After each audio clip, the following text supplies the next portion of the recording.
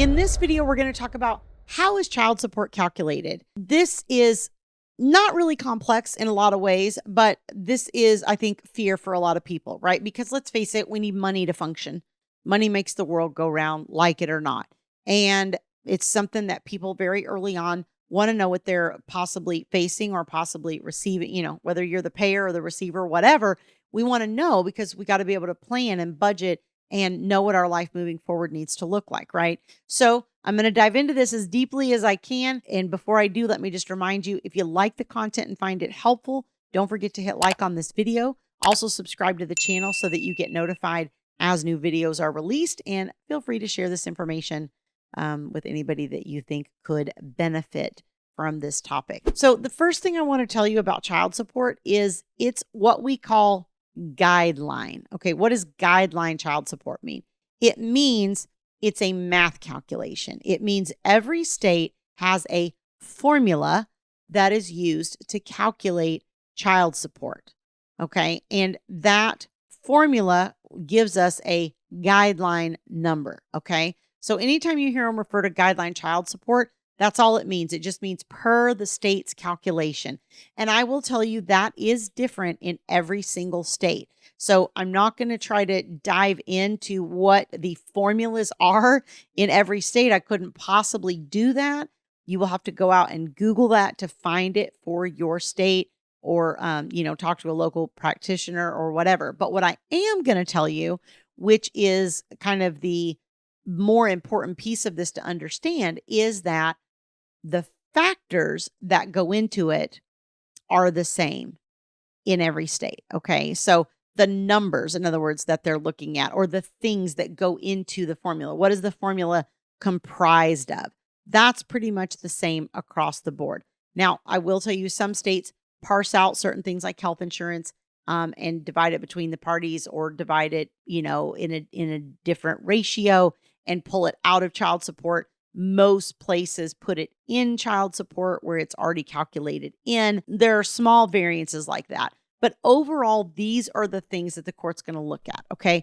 They're going to look at, first of all, what is your timeshare? Okay, that becomes a big factor. In some states, they just go, okay, are you the custodial or the non-custodial? And so people don't think of it necessarily in terms of percentage because of that. But essentially, custodial would mean 50%, more than 50%, and non-custodial would mean less than 50%. So they're still looking at a formula, but they're not narrowing it down to like, oh, you have 20%, you have 80%, whatever. They just say some states say custodial and non-custodial. Okay, in California, where I am, we actually dig into the actual percentage. If you have 10%, you have 10%. If you have 72%, you have 72%, and the other person has 38, right, to make 100. So we very much do look at the exact percentages, but again, some states just look at, is it custodial or non-custodial? Who has the bulk of the time?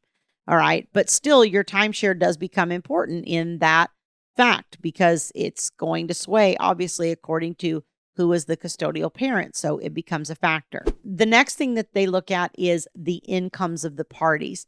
And this is probably one of the most complicated pieces of child support, because if you're a W-2 employee and the parent, the other parent of your children is also a W-2 employee, that becomes real easy numbers to plug, right? We just take your paychecks, we look at the numbers, we plug it in, we're good. Now, sometimes you have variances like overtime and shift differential and things like that, which create a little bit of a layer of complexity, but it's not near as complicated as, say, self-employment, or somebody that owns a business. When we start talking about things of that nature, depending on the level of income from that business or self-employment, that's where we start to see specialists like forensic accountants involved. And the reason for that is because the attorneys or the court can't just look at this revenue statement of the business and just kind of know then what the person's income is. It's like, well, are you deducting things you shouldn't? Are you, not deducting things you should? Are you, whatever. So usually you have a CPA of some kind that comes in and analyzes that and scrutinizes it to come up with the incomes for the parties. So this is something really important to know because that financial expert can be very, very expensive. I've seen those cost as little as $5,000 up to, 100,000 plus, right? In a really complex multi-million dollar case. But it's pretty easy to spend 10 to 20 grand, even if you're a couple $100,000 a year business. That's not unheard of. So this is something to know, because in your negotiations, it's like, okay, well, do I want to just give in and give the other parent $100 more a month? Or do I want to pay 20 grand to a forensic accountant? Because, if you're paying an extra $100 a month, that's $1,200 a year, and you spend 20 grand on a forensic. Well, it's going to take you the child's entire life probably to recoup the money that you spent for the forensic to save the $100, right? So this is really where I start to put pen to paper in, when I'm negotiating or helping people negotiate. It's like, okay, well, what's the trade-off? What are we spending? What are we losing? What are we gaining? You got to look at all of that, because I think sometimes, when you have a hammer, everything looks like a nail, right? And I think attorneys are guilty of that sometimes. And so you have to really kind of be proactive and look at things logically of like, is this going to be a good return on my investment, or even a good potential return? It may or may not ultimately prove to be, but is there potential for it to be? Because if there's really not potential for it to produce as much as I'm spending, then all I'm doing is dragging out the process and creating more stress for everybody involved. Child support also looks at who's claiming the children on taxes. Okay, so if the support receiver gets to claim the children, then the support receiver will receive less child support because they're getting the tax break, the benefit. If the child support payer claims the children, then the payer will pay more in child support because they're receiving the tax benefit. Again, important to know, because let's say you're a stay-at-home parent and you don't work. Well, you claiming the children isn't really going to help you, because you don't even have any income right now to claim. If you do start making income, it's probably going to be minimal, at least in the beginning. And you could probably get a lot more in child support by letting the other person claim them than you're possibly going to gain by claiming them yourselves. So again, looking at those numbers instead of just digging your heels in. One of the things in my personal case is I did have somebody that made more money than me, but it's also somebody that I knew from the very beginning wasn't going to follow through on paying, and that I was probably going to have problems with it.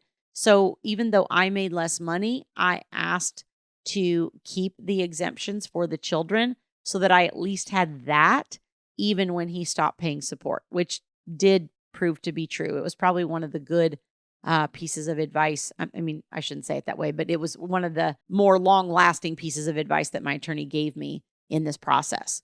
So important to look at the tangible and intangible kind of aspects of things, right? Because what's happening right now might not be what's always happening. The other thing that is usually figured in on some level is, like I said, health insurance. Sometimes it's rolled into the formula. Here in California, it's rolled into the formula.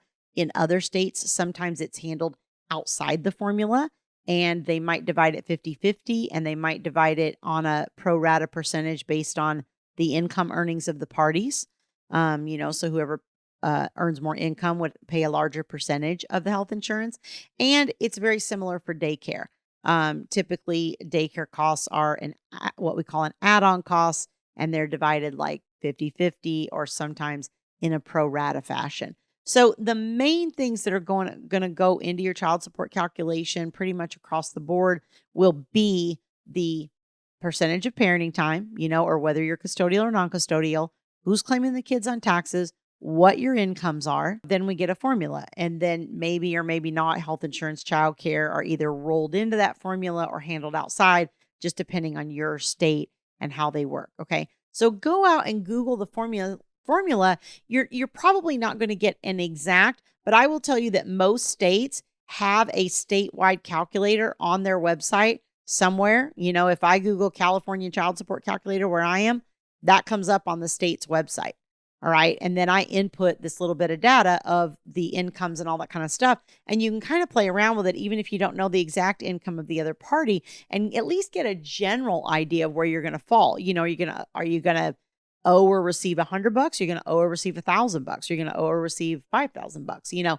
You don't really know until you start looking at some of those numbers. And so pretty much every state will have that guideline statewide child support calculator out there somewhere if you go and Google it. And it's, I mean, in California, it's free. Like, we can pull it up, we can use it. Again, I won't tell you it's 100% accurate every time, but it will get you close. But the main thing that causes the variance is the data input, right? What am I using for the income? Who is claiming the children? How much is the timeshare? Those little pieces are the things that add up to the differences, okay? So again, it gives you an opportunity to kind of play around with it, know what your kind of negotiating points are. I hope that's helpful. If you'd like to get educated on this and other issues in regards to your child custody case, you can go to divorceuniversityonline.com/VIP-coaching.